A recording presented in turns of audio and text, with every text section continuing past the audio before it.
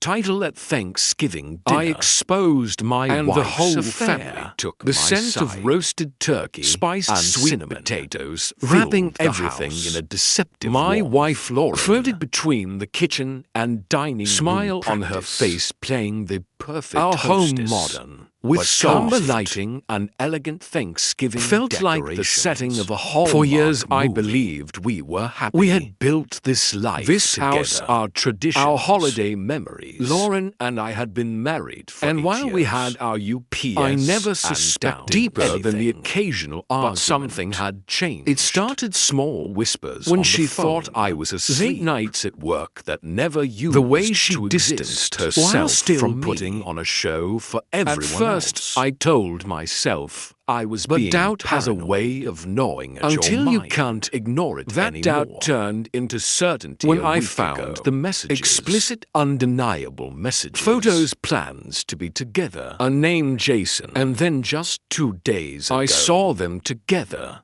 I had planned to confront her But then something in and me there. held back. No, I wanted more.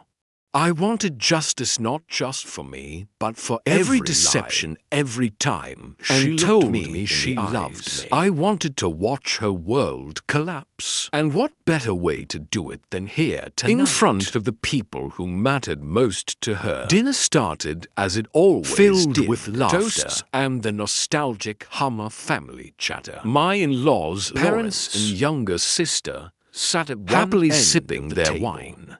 My own parents were across Talking from them, about their upcoming trip to Florida. Beside me sat Lauren, her hand resting lightly As if on we my were arm. the perfect couple. If only they knew. I played along. I carved the turkey past the mashed and smiled potatoes. at the right moments. But inside, I was counting down the minutes. Then came the moment Lauren's father raised his glass. A toast to family, to love, And to my wonderful Who daughter. makes every Thanksgiving so special? I clinked my glass against hers, and then I stood up. I have something important I to said, share. My voice calm but commanding. The room quieted. All eyes turned to me. Lauren's smile froze. Honey, what are you doing? I pulled out my phone, opened the folder And labeled placed it lies on the table. Lauren, why don't you tell everyone who Jason is? Silence. Lauren blinked, her face losing color. I don't know what you're talking about. A bold-faced lie. I tapped the screen. The first message appeared in full view. I can't wait to see you again. I miss your body. Thanksgiving is going to Pretending be torture. I still love him. Gasps filled the room. Her mother covered her mouth. Her father frowned, his grip on his wine glass tightening. My mother muttered, "Oh, my God." Lauren reached for the phone, but I pulled it away. "There's more," I said coldly. I swiped, revealing a photo. Her and Jason tangled, lips locked. A strangled sob escaped her throat. "Please, let's talk about this privately." "No," I snapped. "You didn't keep it private when you were sneaking around. You didn't keep it private when you invited your boyfriend while into I was our away bed. on business." Her sister Olivia shot up from her chair. "Lauren, tell me this isn't true." But she had no words. Then came the real dagger. I turned to her father. "You know Jason, don't you? After all, he works for your company." More silence. And then understanding flickered in his eyes. "Jason Carter," he said slowly. Lauren whimpered. Her father's face darkened. He turned to her, seething. "You're sleeping with one of my employees." Lauren broke, then tears streamed down her face, her perfectly curated image shattering before our eyes.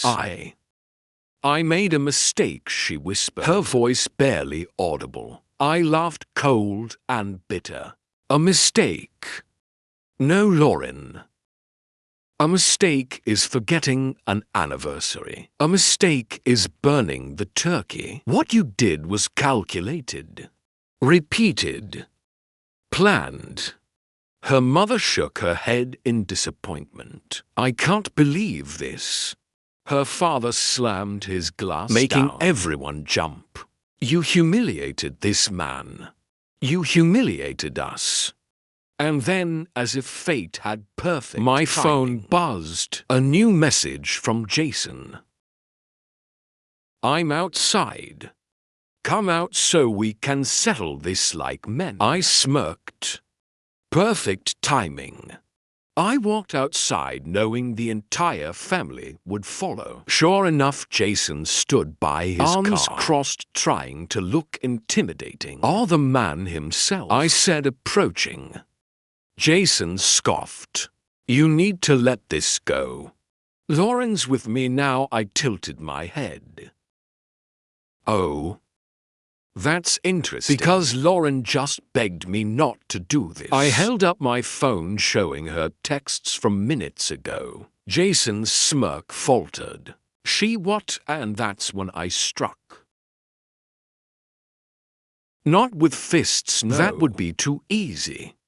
Instead, I stepped revealing aside. Lauren's father storming toward us. Jason, you're fired. Jason's jaw dropped. Wait, what? You heard me, her father growled. You seduced my daughter while working under me. You're finished. Jason turned to Lauren in desperation. Baby, say something. But she had nothing left.